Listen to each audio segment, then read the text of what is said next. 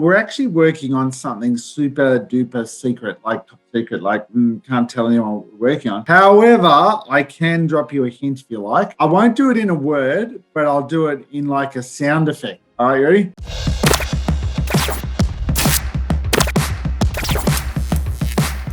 There are a lot of challenges in the book. What is an idea that you have on your mind that you want to build, but you're still pondering the best way to bring it to life? Most of the things that I work on always have challenges. So there's always something that's super difficult or whatever. Probably the one that's always been the hardest, and we've had to do it twice now, is we've had to make a life-size car. So something as big and as difficult and as challenging as that offers a lot of problems. And things like the sheer size of it or the weight of it, like that many Lego bricks actually weighs more than a real car. So, wow. And like on a real car, of course, they have real wheels. We don't have real wheels when you build those out of Lego bricks, so you can't roll it. You can't wheel it anywhere. So often when you're working on really big Lego stuff, sometimes the logistics of whatever it is a problem. I really like in the X section, there's a pro technique about extinct Lego, and it mentions that there are a lot of Lego parts or colors that are no longer made. Do you have any rare pieces or strange Lego items that you've managed to collect over the years, and one that's most precious to you maybe? Yeah, I do. I actually have this little collection of all these rare things, and particularly mostly colors really. So when a particular Lego color is no longer available, whenever I've got to build something, I'll use them super sparingly. Like I'll always be like, oh, do I really want to use this Lego brick at this point in time? So usually like that. So there's a few colors in particular. There's this color, it sounds a bit weird, but it's called sand red. It's kind of like a bit of a muted red, almost salmon-y type color. And that one, it takes something special to use one of those bricks. Whenever I have to make people's faces, it has a bit of a flesh tone in it. You know, it has a particular contrast that can be useful. Like, you know, might be in a slightly darker spot, like under eyes or things like that. So I'll often use it for things like that. It's obviously the ultimate list of Lego ideas from A to Z for fans. What was the hardest letter to choose ideas for, and why was it the hardest letter? Q by a long way, because of course there's not a lot of things that start with the letter Q. So there's only so many queens and quinces that you can make, right? So Q's probably the hardest.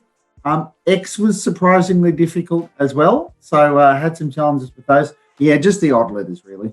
Did you have a favorite from Q or X? I liked making the Q. It's like a queen's robe with like a crown on the top of the Q. So probably the Q, I think. Well, everyone also loves minifigs when it comes to Lego, and there's always so much detail that Lego manages to pack into each tiny element of a minifig. I do love that the facial expressions are pretty varied considering how many minifigs exist. Do you have like 3 favorite Lego minifig facial expressions? And do you think you could show them with your face unless you have a minifig nearby that helps indicate it? The ultimate one for me, and maybe it's because I'm a little bit older, but is the classic smiley face, you know, just the 2 dots and the smile. So that kind of face. Although they don't have, they're just black dots, right? So they're kind of just like pupils.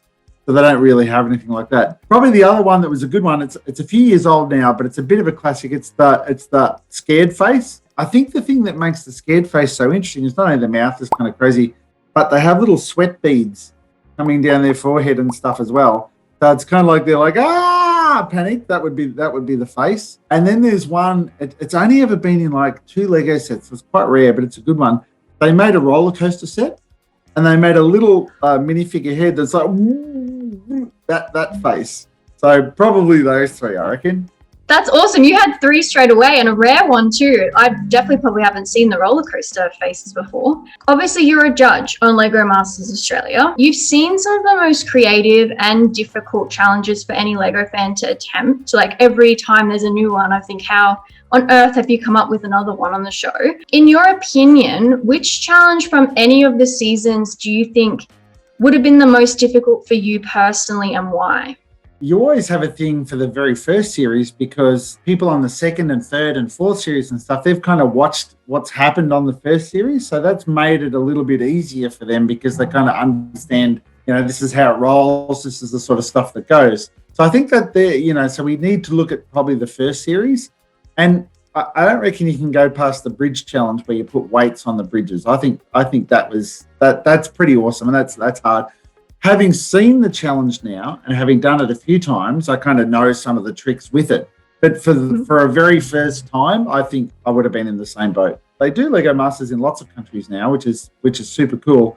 And some of those other countries use the same challenges which, you know, we invented. A lot of those countries, the contestants have watched our version of Lego Masters, so they kind of know what not to do or what to do to help make their bridges better. So I think that kind of says how good our contestants are.